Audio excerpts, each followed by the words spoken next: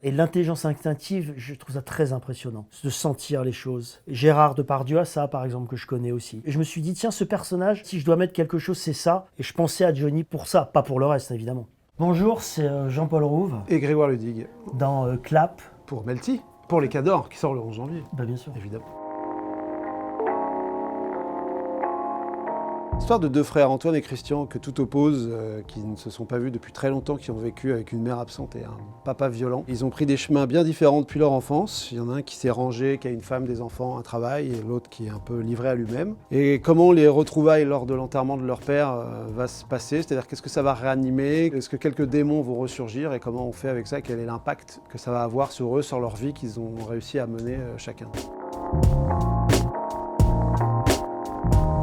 Il a une manière de raconter très délicate, très à lui. C'est ça que j'aime chez lui aussi. Et ça, tu peux pas le définir. Et ça, c'est intéressant. Il y a une inspiration quand même cinéma des années, on va dire, 70-80. Et c'est vrai, quand tu vois des films comme Coup de tête ou des choses comme ça, tu passes par plein d'émotions. C'est toujours entre les deux, mais avec bienveillance. Ouais, en fait, personne n'est fort ou faible. T'as toujours ton moment de faiblesse. C'est un peu ça, les deux, c'est qu'ils s'équilibrent tous les deux. Quand l'un est faible, le plus fort va le sortir la tête de l'eau et réciproquement, pour toujours s'aider, pour toujours presque avancer ensemble. Ce que je voulais dire par là, c'est que Johnny Hallyday, donc, que j'ai eu la chance de connaître, était un garçon formidable, d'une grande humanité, d'une générosité exemplaire, et surtout, il avait quelque chose de très étonnant, il avait une intelligence instinctive folle. C'est pour ça d'ailleurs, je pense qu'il a été au niveau où il était. Et l'intelligence instinctive, je trouve ça très impressionnant, de sentir les choses. Gérard Depardieu a ça, par exemple, que je connais aussi. Et je me suis dit, tiens, ce personnage, si je dois mettre quelque chose, c'est ça. Et je pensais à Johnny pour ça, pas pour le reste, évidemment. Si tu fais un film américain, c'est facile. Il y a plein de milieux comme ça aux États-Unis. En gros, la mafia, tu te dis on peut en mettre dans tous les milieux. En France, tu peux pas le faire ça. Tu peux pas parce que c'est pas crédible. Et pourquoi c'est pas crédible? Parce que la France et l'Europe n'est pas un métier où les armes sont dans la culture. Donc où tout ce qui est violence n'est pas dans le quotidien. On peut pas aller acheter un flingue demain. Donc il faut trouver un pouvoir.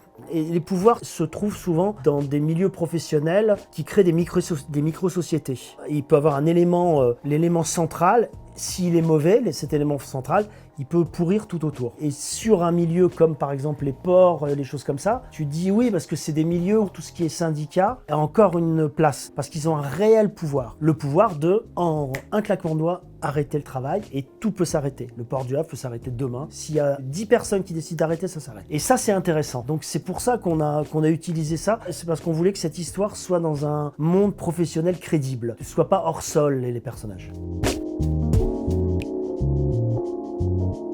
Coup de tête, moi je dirais, deuxième film de Jean-Jacques Hano, je crois, écrit par Weber, bon c'est pas n'importe quoi, musique de Pierre Bachelet qui est démente, Devers évidemment, le milieu du foot dans un petit club, une comédie mais en même temps grinçante, une photographie d'une société, je trouve que c'est un grand film. Moi j'aime bien les films qui ont lié Pierre Richard et Gérard Depardieu. Weber aussi. Hein. Ouais, Weber, tu vois, Weber c'est donc la ref. Bah ouais. Et les deux peuvent pas se blairer, mais à un moment donné, ils peuvent pas faire l'un sans l'autre. Il y a des choses qui se créent, il y a des choses que tu calcules pas, qui viennent naturellement. C'est des comédies. Ce qui est drôle, c'est que la comédie vient toujours du drame. Moi j'ai mon prof de théâtre qui m'a dit il faut que la comédie parte toujours d'un truc horrible. Dans les pièces de théâtre, le fameux amant dans le placard. Si un jour vous rentrez et qu'il y a l'amant dans le placard, ça fait rire tout le monde au théâtre, mais chez vous, je suis pas sûr que ce soit très marrant. Dans la vie, il nous arriverait des situations comme ça, on aurait envie de buter les gens. Mais là, voilà, ça crée des situations comiques, ça crée des situations de cinéma et des grands moments de cinéma et des films qui restent.